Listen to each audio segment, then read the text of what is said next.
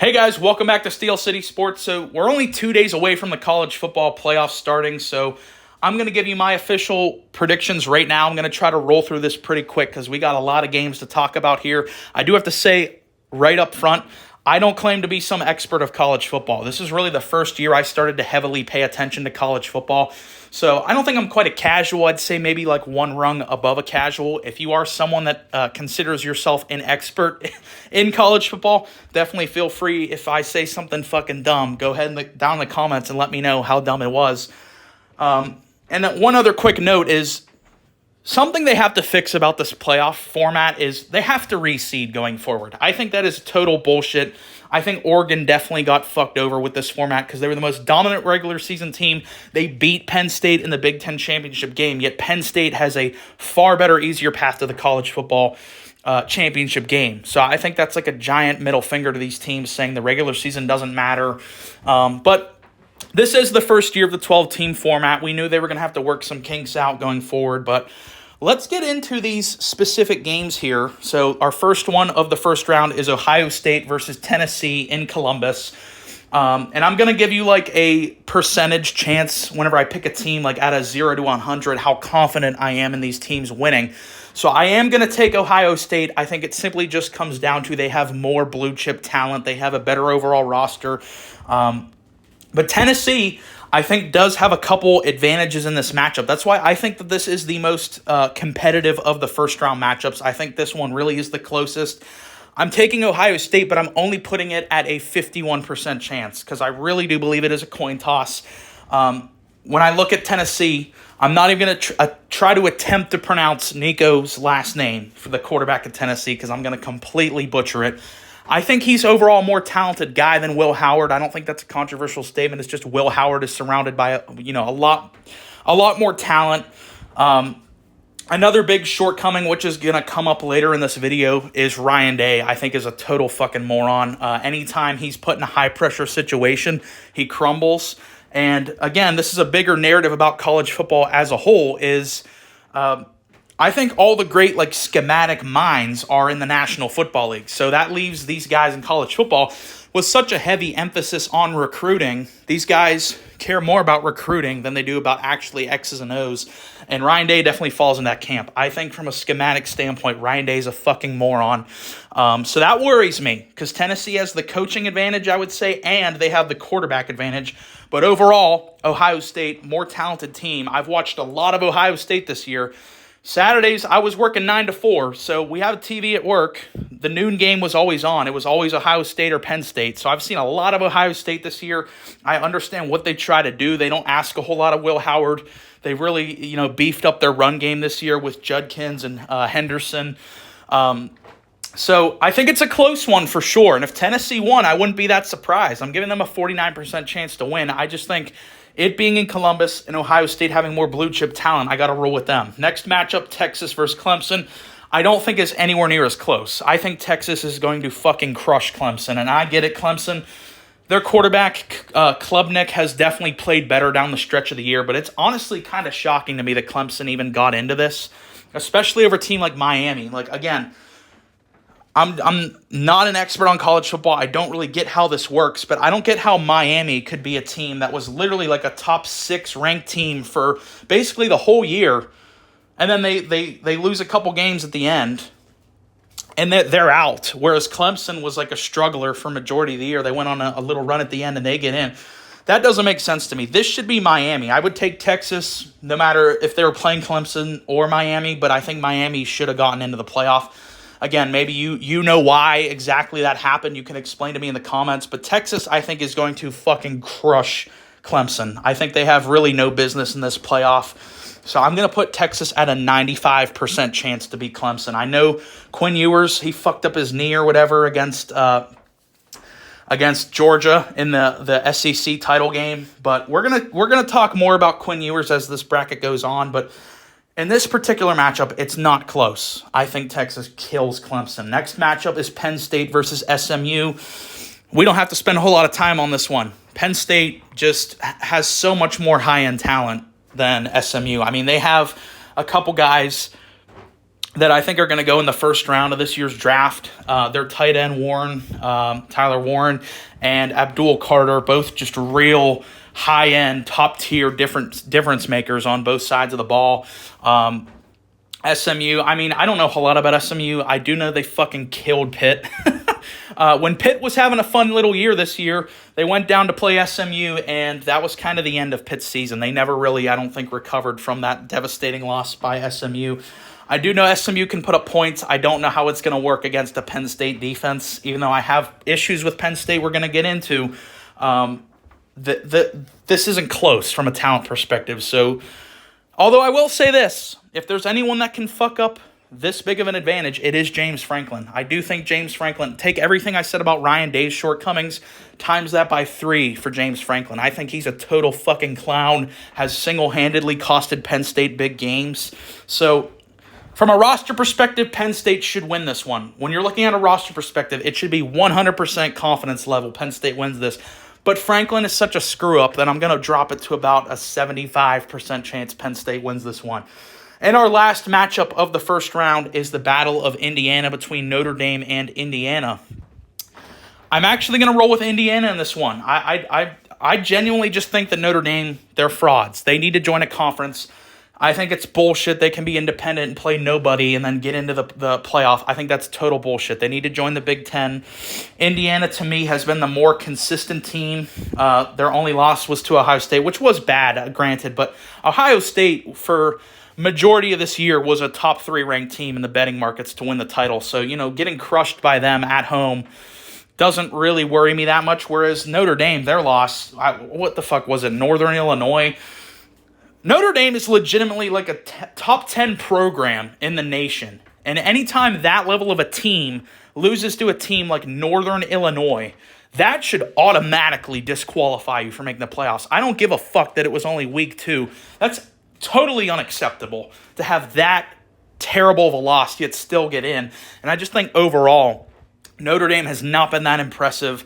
Especially Riley Leonard, who I actually did hear some Heisman chatter for Riley Leonard going into this year and was a total disappointment. Not that he's terrible, it's just didn't really light it up. I think he only threw 17 touchdowns, and they had a very easy schedule. So Riley Leonard, disappointment. Whereas with Indiana, their offense has been a lot more explosive. I like Kirk Cignetti a lot. And I might have a bias towards Curt Cignetti because he grew up literally like 5 minutes from where I live. Like right down the street is where Curt Cignetti grew up. So, I might have some hometown bias towards Curt Cignetti, but I just think when you look at the momentum of these teams, the track record of these teams over the season, I have to side with Indiana in this matchup. So now we move on to the second round. Oregon versus Ohio State. We already saw this matchup. This will be a close one, because the first meeting between these teams was really close, but at the end of the day, I'm rolling with Oregon for 2 major reasons. I mean, because this is what we talk about when I break down the NFL playoff games. The first thing I look at is the quarterback matchup and the coaching matchup, and Oregon has the advantage in both of those spots. Whereas, I said that with Tennessee, but Tennessee is not as talented a team as Ohio State, whereas with Ohio State and Oregon, they're basically a match when it comes to talent.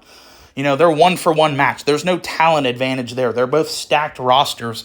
So when it's that close of a margin from a roster perspective, I have to look at quarterback and coach, and I think both of those are heavy advantages to Oregon. Dylan Gabriel was a Heisman finalist and is a much more talented college quarterback than Will Howard is. And coaching, I think it's the gap between Dan Lanning and Ryan Day, I think, is the size of the fucking Grand Canyon. Dan Lanning, I think, is truly one of the best coaches in college football right now, especially from a schematic standpoint, whereas I think Ryan Day is just a fucking bozo. So give me Oregon, especially this one being in Eugene. They've already beat Ohio State this year. I got to roll with the Ducks in this matchup. Ohio State should absolutely fire Ryan Day because he's a moron. Next up, we have Arizona State versus Texas. Oh, I didn't say my percentage for Oregon, Ohio State. I would go with Oregon at about a 60 to 65% range. But getting back into Texas versus Arizona State, Arizona State, fascinating story this year. I don't think they were given very good chances to even be like a decent team this year. I think that the expectations for ASU going into this year were not very high, and they went on to be the Big 12 champions. So I give them a lot of credit, especially Cam Scabado. I could be pronouncing that wrong, but that kid is a fucking freak talent at the running back position. I was looking at his numbers earlier today. You know, we all talk about Jeanty, and rightfully so, but Scabado is go look at Scabado's numbers. I mean, over 1,500 rushing yards, 19 rushing touchdowns, and he's even a good pass catcher as well. I'm really intrigued about that guy going forward. But it doesn't really quite matter because as good as that kid is, he's running into the mountain that is Texas. So Texas, I do have some issues with Texas, particularly at quarterback, which I think is going to come back to bite them in the ass in the bigger games. But in this type of matchup, I don't think it's even remotely close. Texas just has so many good players, whereas ASU, they're kind of on a Cinderella run right now. I think they get fucking crushed by Texas. So I'm putting this at about a 90 to 95, maybe even like 97% chance Texas wins this game. I think they fucking mop the floor with Arizona State. That's no disrespect to Arizona State. I think they've had a really fun year. It's just roster-wise, it's not fucking close. Texas is going to kill them. Next up, we have Boise State versus Penn State. So Penn State should win this game. But again, like I talked about, I do have my reservations with James Franklin. I'm not the biggest Drew Aller fan either. I do think Drew Aller is supremely overrated. I've seen Drew Aller really melt down in big games, especially like he did against Ohio State. He was terrible in that Ohio State game early this year. Now you could say Boise State is no Ohio State, so that's why I am picking Penn State to win this game. They have so much more talent. They are a really good team, especially their defense. Abdul Carter is a fucking menace. But I don't know. Ashton Jeanty is a problem. If there's anyone out there that could carry a Boise State team to beat a team like Penn State, it is Ashton Jeanty, especially when the Penn State coach doesn't know what the fuck he's doing in James Franklin. I don't think it's out of the realm of possibility Boise State wins this one. I'm going to roll with Penn State. They should win this game. I'm going to put it at about a 60 to 65% chance confidence level Penn State wins this one. Maybe, though, you could argue me into going like lower, though, because Jeanty is that special of a player. You know, we haven't seen this generational of a running back in college since Barry Sanders. So you could really argue me. I would still take Penn State, though, just because they have more good players. They have more difference makers. So our last matchup of the second round, Georgia versus Indiana. I think this is where Indiana's run comes to an end because I do think Notre Dame is kind of a fraudulent team. I don't think very highly of Notre Dame, but anytime Indiana is going to run into one of these blue chip teams like they did with Ohio State, I just think it's going to come down to talent. You know, I keep bringing that up, but that is really what all it comes down to. Georgia just has more good players. Georgia has I can't think of all of them right now, but they have at least 5 guys that are going to go in the first round of this upcoming draft, whereas Indiana has none. So from a talent perspective, and as much as I like Curt Cignetti, he's my hometown guy, he ain't no fucking Kirby Smart. I think you can argue pretty easily Kirby Smart is the best coach in college football right now. So I'm going with Georgia in this matchup to beat Indiana. I think Indiana will kind of get exposed a little bit like they did against Ohio State. So give me Georgia there. Moving on to the third round, we have Oregon versus Texas. This would be a really fun matchup, but ultimately I'm rolling with Oregon for 2 things. Number 1, Quinn Ewers. I don't trust Quinn Ewers at all. I'm not scared to trust Quinn Ewers against a team like Clemson or Arizona State. I think he's fine against teams like that.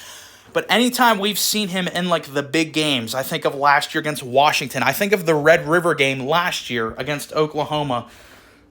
He fucking crumbled in those games. I just don't think very highly of Quinn Ewers. I think he's a limited player. Now he's banged up with the ankle thing. That might not worry me as much against the Clemson or an ASU, but when you're playing a team as stacked as Oregon, that's really going to come up to bite them in the ass. I honestly think they would have a better shot if they threw out Arch Manning in this matchup against Oregon. And Oregon, like I said earlier, when we talked about them beating Ohio State, their pass game is just so fucking lethal. Dylan Gabriel, legitimately one of the best players in college football this season. Stacked team, better coach than Sark. Lanning, I would take Lanning in a landslide over Steve Sarkisian. So give me the Oregon Ducks to beat the Longhorns. Horns Don in that matchup. Next one of the last matchup of the third round would be Penn State versus Georgia. I think Georgia would take Penn State's head and push it through a fucking plate glass window. Penn State, let's be honest, these opponents that they get to play in these first 2 rounds, it's comical. SMU and Boise State. Then they run into the brick wall of Georgia. I think they fucking get slaughtered by Georgia. Georgia at a 100% confidence level. If that is the matchup, I would bet every cent that I own on Georgia destroying Penn State in that game. I don't think Penn State would stand a fucking chance. The coaching landslide, Kirby Smart to James Franklin, it's not even close.